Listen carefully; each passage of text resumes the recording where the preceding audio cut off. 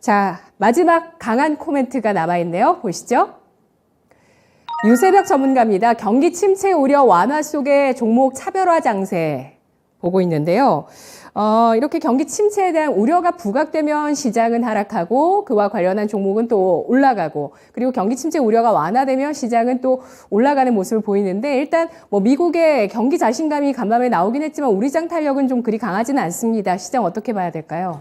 네, 미국 증시가 좀 강하게 3대 지수가 강하게 상승해줬고 그리고 필라델피아 반도체 지수가 5%대 정도의 상승세를 보여주면서 오늘 장 초반만 하더라도 우리 국내 증시 아주 시원하게 출발하는 듯 했습니다. 갭상승 출발하면서 이렇게 좋은 흐름을 이어갈 것이라고 봤는데 근데 좀 약간 관망세가 좀 갑자기 이렇게 좀 짙어지는 그런 분위기를 연출했습니다.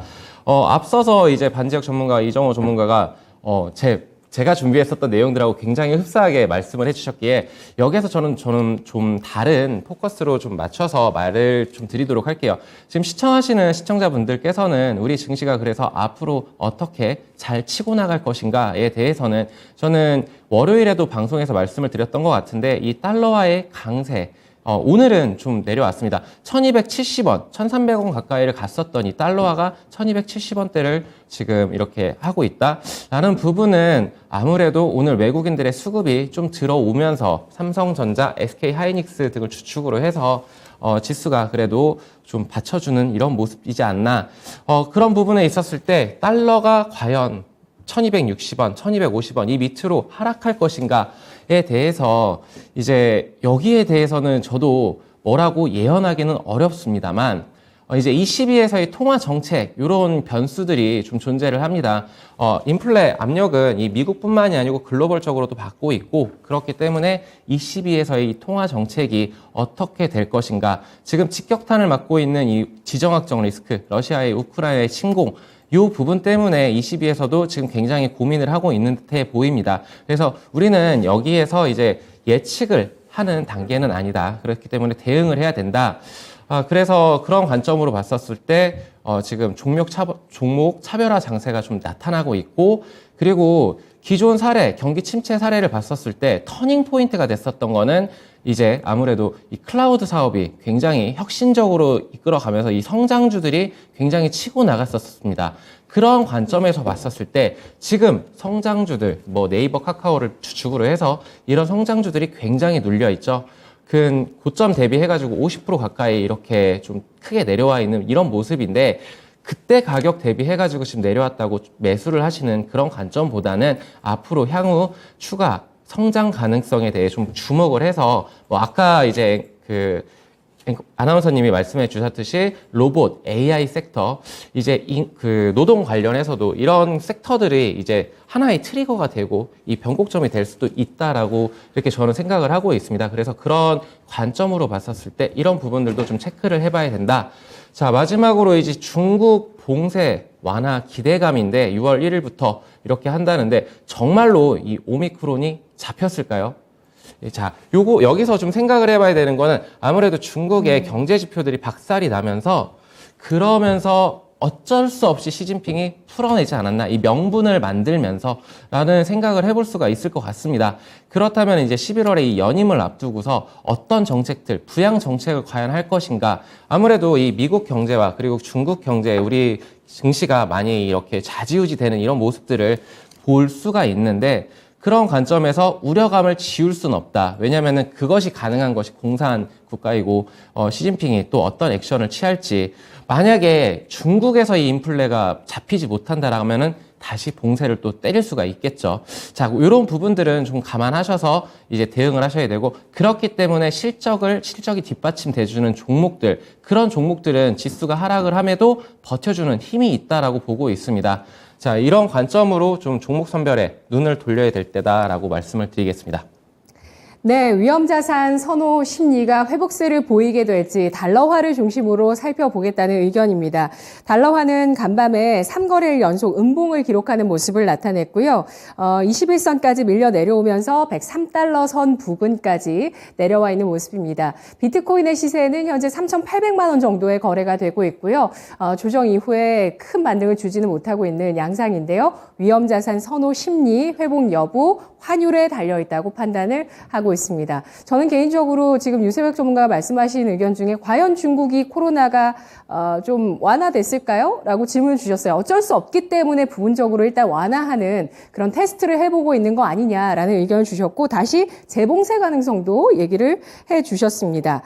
자, 경기 침체 우려가 앞으로 완화 국면으로 갈 것이다. 위험자산 선호 심리가 회복되는 국면으로 방향성은 갈 것이다 라고 보시면 나머지 두 분 전문가 초록불 켜주시고요. 아니다, 아직은 방향을 잡지 않았다 라고 판단을 하시면 빨간불을 켜주시기 바랍니다. 경기 침체 우려가 완화되고 위험자산 선호 심리가 회복되는 국면으로 방향성은 갈 수밖에 없을 것이다 하면 초록불이고요. 그렇지 않으면 빨간불입니다. 자, 지금 반지혁 전문가가 초록불 주셨고요. 역시 유세백 전문가와 오늘 좀 비슷한 같은 의견 주시고 계시고 이정호 전문가는 보수적입니다. 반지혁 전문가님 의견 주실까요? 네, 뭐 제가 아까 초반에도 말씀드렸습니다만 경기 침체가 기우냐? 기우는 아니라고 말씀드렸습니다. 그럼에도 불구하고 이제 초록불을 눌러드린 것은 일단은 그 추세라는 것이 있기 때문에 그 내려갈 땐 계속 내려가고 올라갈 땐 계속 올라갑니다. 물론 지금은 바닥을 다지는 시점일 수도 있습니다. 그리고 중국 관련해서 이제 말씀을 하셨는데 물론 시진핑의 의사에 따라서 풀릴 수도 있고 잠길 수도 다시 있습니다. 그래서 그거는 그 현 상황을 보면서 얘기해야 될 것 같은데 일단 그 중국이라는 사회 자체가 일단 한번 정하면 그 방향으로 가는 모습이 나옵니다. 그리고 우리가 제가 최근에 중국하고 미국 얘기만 하니까 거기만 봤지만 또 일본은 어제 같은 경우 좀 더 풀었습니다. 그래서 관광을 좀 더 원활하기 위해서 그쪽도 이제 예전에 좀 많이 번졌었잖아요. 근데 지금은 그쪽도 풀고 있다. 그래서 한국도 일본도 그리고 중국도 일단은 물론 코로나도 중요하지만 일단은 우리 민생 경제 중요하다라는 측면 그리고 또 일본 같은 경우는 또 관광이 굉장히 중요합니다. 그렇기 때문에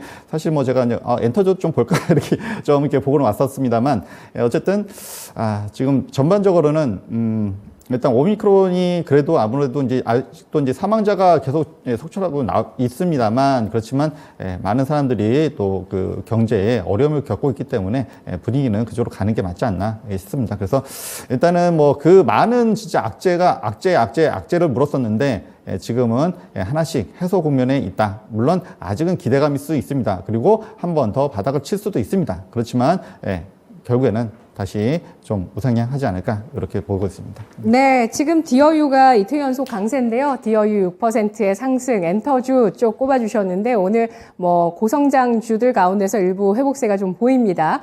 엔데믹으로 가고 있다라는 점을 주목하면서 따라서 현재 시장은 악재 정점을 지났고 엔데믹으로 가고 있는 상황이기 때문에 앞으로의 방향성은 우상향할 수 있는 가능성을 봐야 된다는 의견입니다. 이정호 전문가님께서는 지금 아직 방향을 잡지 않았다고 보시네요. 네, 아직 방향을 잡았다고 저는 보지 않고 있고 지금 아까 얘기한 것처럼 바닥 다지기는 맞다고 보고 있습니다. 하지만 이게 저는 하락 추세로 더 이상 끝까지 갈까? 그렇게는 생각은 안 하고 있습니다. 저는 그래서 어느 정도 상승 여력은 있다라고 보고 있고 아직까지 우리나라 국내 경기 실적 괜찮게 나오고 있고 탄탄하다고 보고 있습니다. 그래서 아직까지는 경기 침체 우려는 아니다라고 말씀해 드리고 싶습니다. 네, 알겠습니다. 그래도 우리 장이 탄탄한 모습을 보여주고 있다는 점에 대해서는 긍정적인 점수를 주셨고요. 하지만 방향을 예단할 수는 없다는 시각은 거두지 않으셨습니다. 세 분 전문가께 똑같은 질문 드리겠습니다. 아까 반재혁 전문가도 우리 기업들 핵심 경쟁력 있는 기업들이 있다라고 말씀해 주셨고요. 그리고 유세백 전문가님은 지금 종목별 장세에 대응을 해보자라는 의견을 주셨는데요. 지금 관심 있게 볼 만한 업종 혹은 우리 시장의 핵심 업종에 대해서 세 분 어떻게 보고 계시는지 마지막으로 의견 확인해 보겠습니다. 먼저 유세백 전문가님. 네.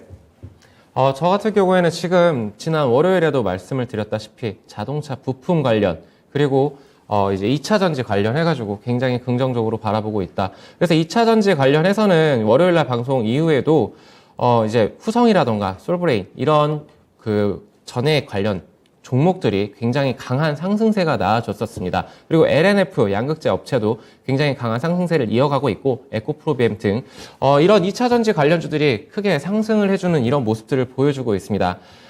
그렇기 때문에 지금 시점에서 이런 종목들이 갈 때 못 갔었던 종목들이 왜 안 갔는지를 좀 체크해보고 여기에서 실적이 괜찮게 받쳐주는 그런 종목을 제가 오늘 들고 왔습니다.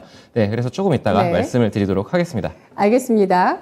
자, 그래도 실적이 괜찮고 그런 종목들은 시장에서 크게 부각이 됩니다. 아까 이정호 전문가님께서도 실적이 그래도 시장을 받쳐주고 있다고 설명해 주셨는데 실적을 주목하고 있습니다. 배터리 그리고 자동차 부품까지 의견을 주셨고요. 관심 있게 보자는 의견이고요. 반재혁 전문가님은 우리나라 핵심 경쟁력의 기업 어떤 쪽이라고 보실까요? 네, 뭐 제가 이제 뭐 맨날 주도주로 보자 이렇게 많이 말씀드리고 있는데요. 네, 제가 뭐 그 6시 교육에서 말씀드립니다. 그래서 이제 주도주를 찾아가면 그래도 이 어려운 장에서도 이제 버틸 수 있다 이렇게 말씀을 드렸고요. 그래서 이제 그 뭐 저도 당연히 2차 전지는 봐야 된다. 올해 뭔 일이 있어도 올라가는 것은 2차 전이다라고 말씀드렸고, 그래서 이제 예를 들어서 삼성 SDI를 예로 들어드렸습니다. 그래서 물론 이 무거운 종목 보다 좀 더 가벼운 종목도 있습니다. 오늘 아까 LNF라든지 또 에코프로 BM이라든지 또 최근에 코스모 신소재 굉장히 좀 급등을 했었습니다. 이런 종목들도 있고요. 당연히 2차 전지는 뭐 올해 20%, 내년에 20%, 연 20% 이상 성장할 수 있는 종목들이기 때문에 당연히 봐야 된다 말씀을 드렸고요. 그리고 또 최근에 제가 반도체 얘기를 많이 드리고 있습니다. 그래서 이제 반도체 메모리는 아무래도 좀 사이클을 좀 탑니다. 그거는 맞고요. 근데 아무래도 이제 서버의 교체 시기가 곧 다가오고 있다라는 면에서는 우리가 관심 있게 보자. 라고 말씀을 드렸고요. 그리고 이제 파운드리 같은 경우는 지금 사이클이 없습니다. 그냥 쭉 우상향입니다. 그래서 어제 제가 간단하게 말을 드렸어요. 그래서 로봇 관심 갖자라고 말씀했는데 로봇이 뭡니까? 그렇죠? 청소기에도 뭐 CPU 하나 들어가면 그죠? 그러면 이게 바로 로봇 청소기가 되죠. 그래서 이 파운드리 이쪽 비메모리 쪽은 사이클 없이 굉장히 우상향하고 있고 그런 종목 보면 이 어려운 장에서도 극복할 수 있다. 그래서 아마 DB 하이텍을 제가 월요일날 추천 종목 드렸습니다. 그래서 물론 몇 조대에 달하기 때문에 오늘 뭐 한 3%, 4%까지 초반에 올라갔었더라고요. 그래서 이런 종목도 보시면 크게 나쁘지 않다. 실적은 우상향하고 있고 그리고 나빠질 일이 거의 없기 때문에 그리고 미래의 먹거리도 준비하고 있다. 이 정도 말씀드리겠습니다. 네, 업황 자체가 사이클을 타지 않는 쪽이라고 배터리 그리고 로봇 끼워주셨고요. 비메모리 반도체까지 말씀해 주셨는데요. 이정호 전문가님께서는 지금 혼돈의 시장에서 어떤 종목이 핵심이라고 보실지 의견 주시죠. 저 같은 경우에는 정책 관련해가지고 좀 유심히 보고 있는데요. 이렇게 시장이 안 좋거나 이럴 때 정책, 나라에서 밀어주는 사업이 좀 더 잘 가지 않을까라는 생각이 들고 있습니다. 왜냐면 뭐 나라에서 정책적으로 밀어준다면 뭐 대출이나 아니면 지원이나 뭐 법안이나 이런 부분이 어느 정도 완화되는 부분이 나올 수도 있다고 보고 있고, 그 중에서 저는 AI랑 로봇 쪽을 유심히 많이 보고 있습니다. 아까도 얘기했다시피 사람을 믿기 못하는 시대가 오지 않았나. 횡령 사건이 너무 많습니다. 그리고 인건비 상승이나 이런 부분이 너무 많아가지고 로봇 부분도 많이 관심을 가져야 될 때라고 보고 있고, 저는 약간 지금 그런 생각이 들고 있습니다. 요즘에 그 실적 좋은 가치주를 해야 되냐 아니면 기대감이 있는 테마주를 해야 되냐, 약간 이런 부분에서 갈림길이 있다고 보는데, 저는 요즘 장세 같은 경우에는 차라리 기대감이 있는 테마주가 낫지 않을까. 왜냐면 지수가 지금 요동을 치고 있습니다. 이런 장에서는 실적이 어느 정도 되는, 실적이 좋아도 못 가는 종목들이 많이 나고 보고 있는데, 대표적으로 뭐 삼성전자를 들 수가 있잖아요. 삼성전자가 실적이 괜찮게도 나오고 있지만 아직 그래도 많이 상승세를 못하고 하락하고 있다, 이렇게 보고 있기 때문에 저는 약간 지금 시장에서는 기대감이 있는 테마주를 하는 게 더 낫지 않을까라고 말씀해 드리고 싶고, 테마주 같은 경우는 손절 가격만 탁 잡고 하신다면 그것보다 매력적인 업종도 없다고 보고 있습니다. 네, 이상입니다. 네. 알겠습니다. 테마주 장세 아직 가지 않았다. 테마주 정책주 지금 현재 봐도 될 만한 섹터라고 꼽아주셨습니다. 강한 녀석들의 강한 코멘트 확인해 봤는데요. 경기 침체 우려에 대해서 해석을 해봤습니다.